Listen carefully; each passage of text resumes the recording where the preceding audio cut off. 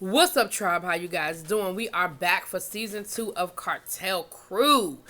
And season 2 picks up where season 1 left off. Remember, those of you who watched season 1, remember at the end, Marie had gotten arrested. Michael was picking her up from jail. She was all upset.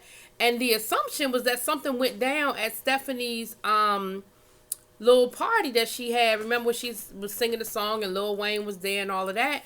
So the assumption was, because she had beef with Rachel and some of the other people that were there. So it was like, okay, she done got into something.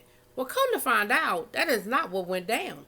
What happened was she left Stephanie's performance and she was sort of inspired to go and talk to her family. Remember, her family don't really rock with her since she started messing with Michael. They've never even seen her daughter, and she was really upset about it. So she went over to her her parents' house, and apparently her brother was there. They got into an argument. It got heated. Her brother hit her. She hit her brother back, or something to that effect. Then her mother jumped into it. She got physical with her mom. Brother called the police on her. She got arrested. She ended up spending 3 days in jail. What it sounds like is that her butt got arrested on a Friday and she ain't get out till Monday. Because, see, that's what happens. You get arrested on a Friday, you stuck like Chuck till Monday. So it was probably more like 2 nights in jail. But she said 3 nights. So if it was a third night, for whatever reason, maybe she wasn't arraigned. I don't know. But let me say this. And y'all gonna probably be mad at me. We gonna get off to a bad start at the beginning of a season. I don't feel bad for her. She's upset. She's crying. She's talking about how she don't never want to go back to jail before. She's stressing. She's worried. And Michael basically is like, look, I done this. Look, it is what it is. You got to go through the motions. You got to do what you have to do. And she's like, I can't believe my own family did this to me. They called the police on me. And Michael was like, look, family is who you make it. As far as I'm concerned, they not your family. I'm your family. Your child is your family. The people we choose to bring into our life, that is our family. But let that go. Like as far as of today, that's not your family anymore. Now let me say this. The reason why I don't really have a whole lot of sympathy for Marie is because last season, Marie was that, right? Always ready to fight. Always ready to go there. She throwing drinks at people. She trying to fight everybody. She cussing everybody out. She's serious about it. She's standing in her stuff. She Billy Badass. And then you get arrested and now you crying. I don't want to go back to jail. I can't go back to jail. Oh my God, I can't do that again. But what was that energy? What was that energy that you had all last season? Because at any point in time, all these fights that you were starting, somebody could have pressed charges on you and you would be in the same situation. So you was really, you know what I'm saying? Like you was really jumping across tables and stuff. Now it's, oh my God, oh my God, oh my God. And you crying and it's all like, child. Even later on in the episode when she goes to her arraignment where all she doing is pleading guilty. I mean, she is freaking out. And she asked her lawyer, talking about something, am I going to go to jail? Her lawyer was like, not today. Like, I can't make you no promises about how this is going to go, but not today you're not going to jail. But I just was sitting there and I was just like, I just cannot have a whole lot of sympathy for you. And if I'm wrong, y'all put it in them comments. I'm sorry, but, Then you went over to your parents' house and, again, I don't know what happened. I know what you told us. I ain't gonna judge.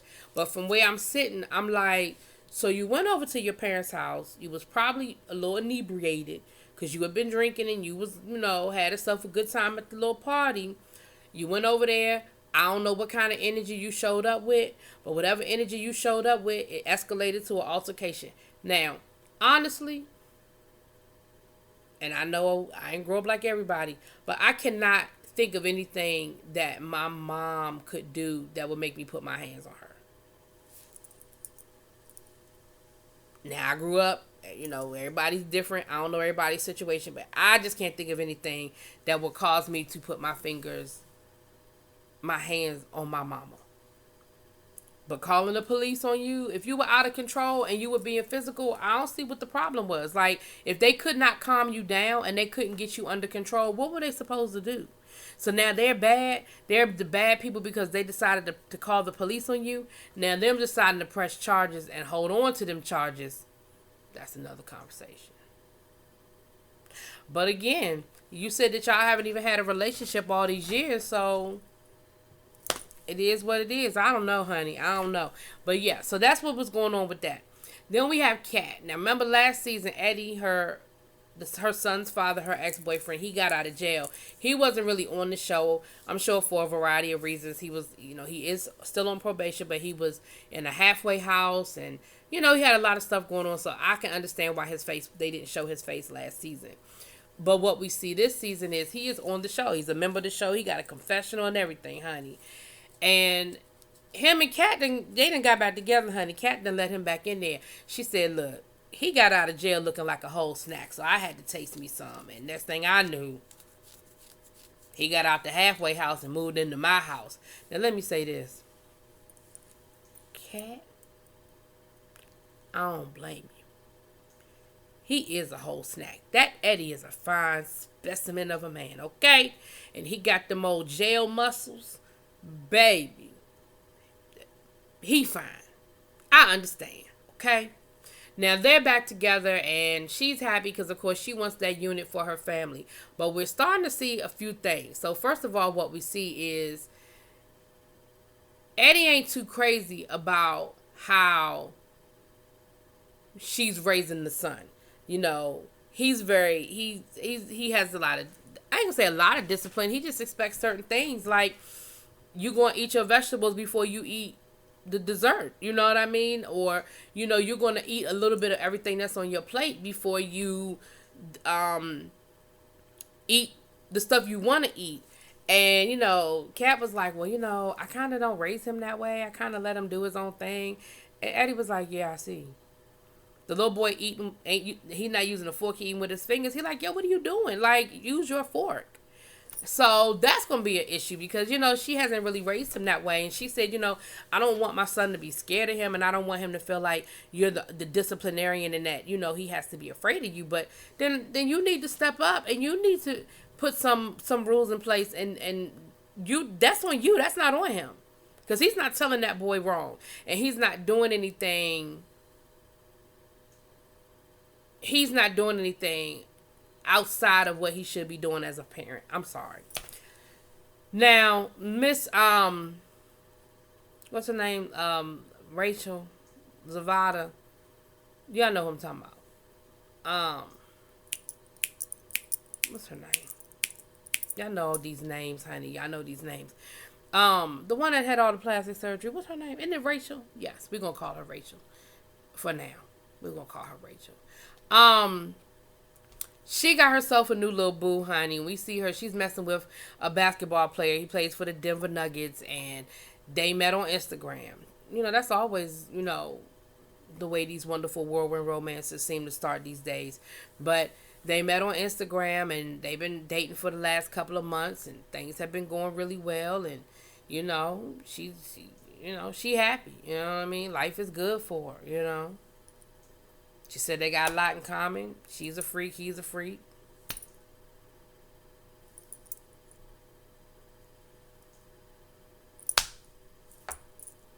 Happy for you. That's all I got. Okay. Then we see what's going on. We catch up with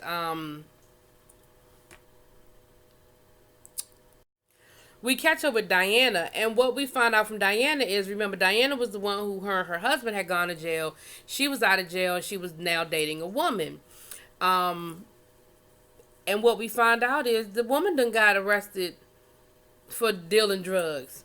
And so now she has to sit down and have a conversation with the children about that. And, she said it's been a lot. They've been adjusting to me being out of jail, and, me being a lesbian, and now she's in jail we're going through the same thing all over again. Then they have a moment where they're talking about their dad and how much they miss their dad. Come to find out, it's been 3 years since they've seen their father. And what she said was, when you're in federal custody, you get moved around a lot. And right now he's in California. And she said, it's a lot, because I think it's 3 kids plus her. She said, it's just a lot of money to go to California, and I just haven't been able to afford it. She said, but I'm going to make it happen this year because my kids need to see their son. Their son, Lord, see their father.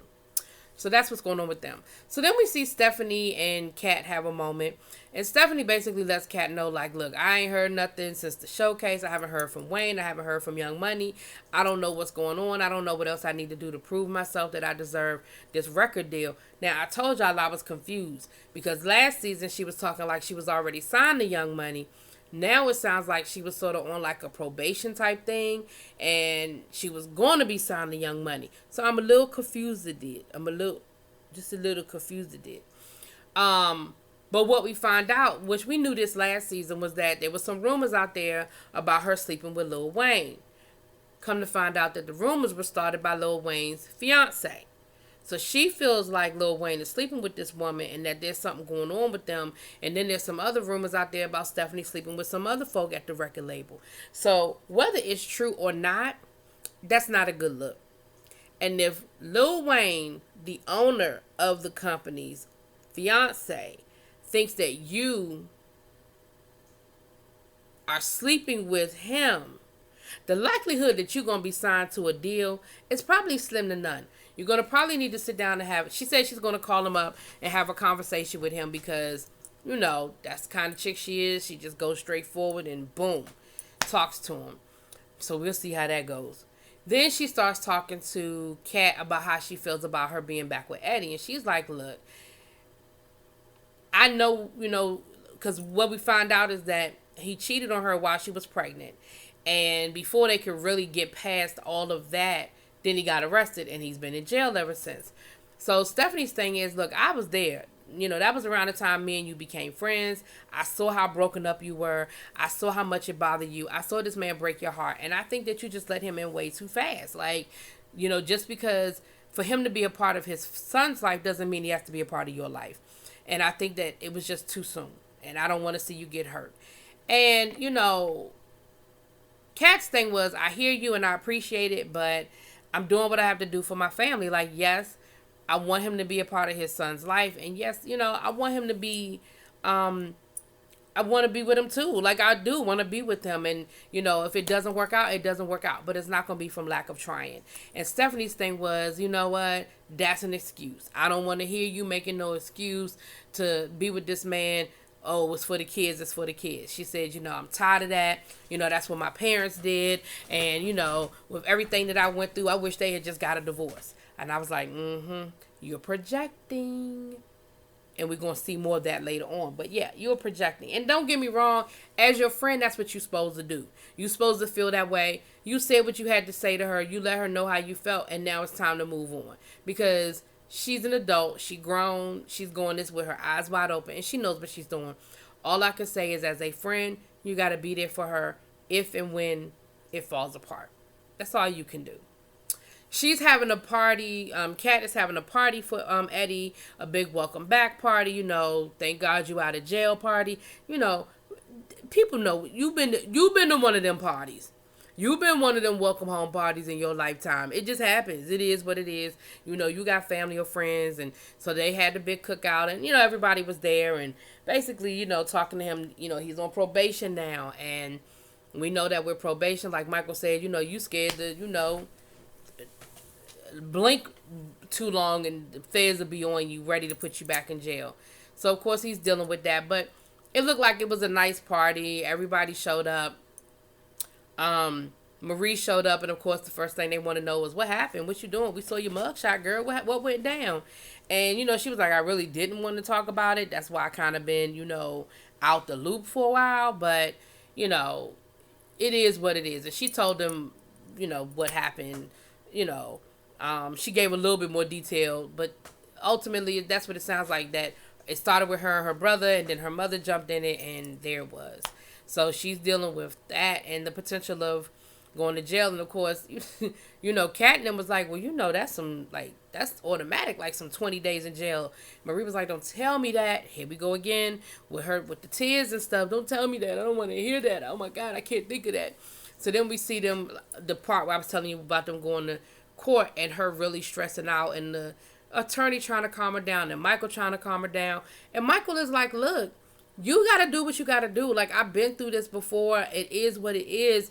It's no, you can't, you know, this ain't the time to stress out, you know, but I get it, you know, the reality has set in. The possibility of her going to jail is in her mind.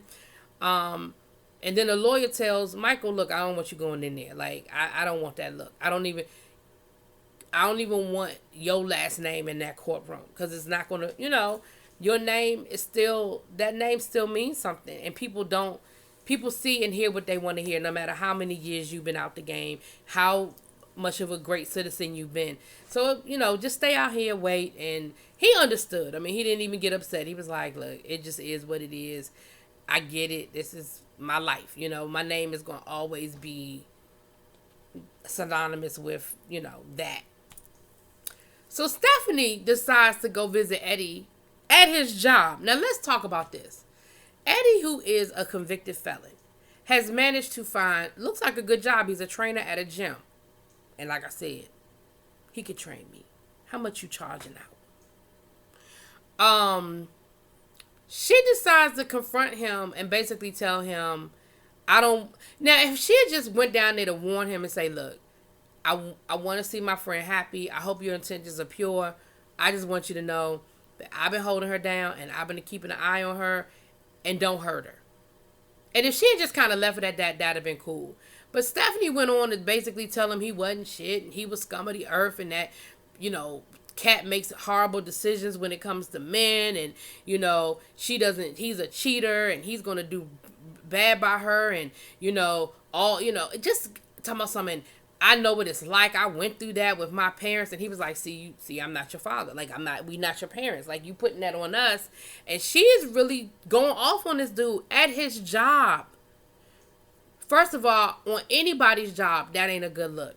But especially when I'm a convicted felon, like, whoever is the owner of this gym has already done me a huge solid by hiring me with a record. And then you coming up here with this old bull. We out in front of the establishment. And I respect him because he listened to her. He kept it calm.